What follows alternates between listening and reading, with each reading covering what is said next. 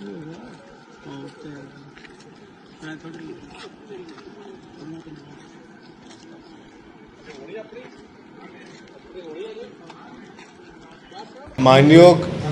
CM साहब सरदार भगवंत सिंह मान जी के जो दिशा निर्देश सानू आए हुए हैं, जो मानयोग डीजीपी साहब श्री गौरव यादव साहब जी, मानयोग आईजीपी साहब श्री प्रदीप यादव जी साहब के जो दिशा निर्देश सानू हैं, और एक नशे के ख़िलाफ़ पूरे पंजाब में जंग चल रही है, आप जानते हैं इसके बारे में।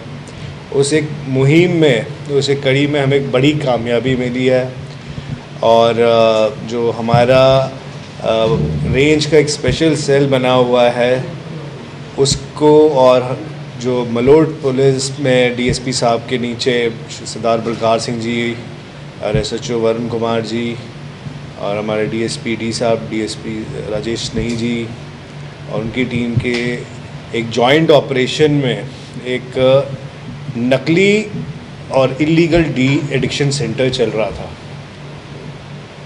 ये डी एडिक्शन सेंटर में करीबन 22 लोग ऐसे थे जो नशा छुड़ाने का इलाज वहाँ पे करा रहे थे, और बिना मान्यता प्राप्त सरकार के, बिना अप्रूवल के, बिना किसी सहमति के ये नशा छुड़ाऊ केंद्र हमारे डिस्ट्रिक्ट में चल रहा था। जो नशा छुड़ाऊ केंद्र को चलाने वाला बंदा था, दौरान तफ्तीश से पता चला कि वो भी खुद एक ड्रग एडिक्ट रहा है। इसके पास कुछ 593 टैबलेट्स तो मिली हैं, साथ में एक पिस्टल भी मिली है, और हमने जो भी अप्रोप्रिएट सेक्शंस हैं उनके तहत इस पर एफआईआर भी दी है। हमने मानयोग डीसी साहब से भी विनती करी, और उनकी टीम ने भी हमारे साथ सहयोग करते हुए इस इन्वेस्टिगेशन को ज्वाइन किया है, और उन्होंने भी बताया कि हाँ, ये एक नकली सेंटर चल रहा था। जैसे कि आप जानते हैं, नशे के ख़िलाफ़ हमारे यहाँ पे बहुत ज़्यादा सख्ती है, और जैसे जैसे जैसे नशे की उपलब्धि कम होती जा रही है, तो जो एडिक्ट्स हैं वो भर्ती केंद्रों में भी जा रहे हैं, और एक नया मॉडस ऑपरेंडी सामने आया है जिसमें वो इन डी एडिक्शन सेंटर्स के थ्रू नशा लेने की कोशिश कर रहे हैं। सर, ये कब से चल रहा था? इसे कुछ 2-3 साल हो गए थे जी चलते हुए। किस नाम से चल रहा था? ये चल रहा था जी नशा मुक्ति पुनर्निवास केंद्र। लोकेशन जी ये अपना है चप्पियाँ वाला पिंड हैगा जी, चापियाँ वाला से अपने सिटी मलोट थाने में पड़ता है। सर, कुछ शिकायत मिली थी इनके खिलाफ? देखिए, हमारे पास गुप्त सूचना थी। हमारे, जैसे मैंने बताया, हमारे स्पेशल यूनिट्स बने हुए हैं, मानयोग आईजी साहब और मैं, हम लोग काफ़ी तरह के यूनिट्स बना के काम कर रहे हैं, जो कि सामने नहीं आते, पर गुप्त तरीके से जो भी हमारे पास कोई भी इंफॉर्मेशन आती है उसे वेरीफाई करते हैं, देखते हैं, अगर वो सही है तो उसको हम मौके तक पहुँचा के फिर उस पर पक्के पैरी एक्शन ले रहे हैं।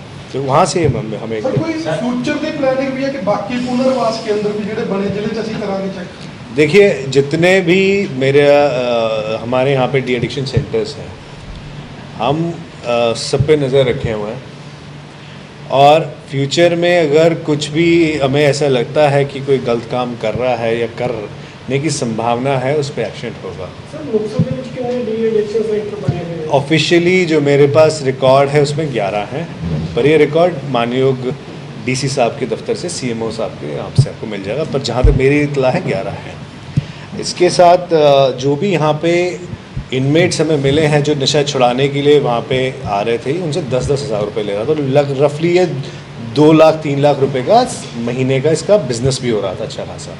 जिस तरह सेंटर बने जी जी पंजाब सरकार की हदायतों की इनकी पालना नहीं हो रही है, वो जो भी कोई जा रहा है तो जिन्नियां भी तुम मर्जी चाहे मतलब जी कैमरा क्लास। तो जो अगर ऐसी कोई भी शिकायत है आप हमें दीजिए, हम वेरीफाई करा लेंगे। मैं तो इस चीज़ के लिए हम कह रहे हैं, जैसे जैसे हमारे पास इंफॉर्मेशन आ रही है हम उस पर एक्ट कर रहे हैं। और अगर आप देखिए, जो भी अगर आपके पास कोई पुख्ता इन्फॉर्मेशन है आप हमारे साथ शेयर करें, इन्फॉर्मेशन को हम प्रॉपर तरीके से प्रोसेस करके और सही ढंग से उस पर कार्रवाई करते हैं।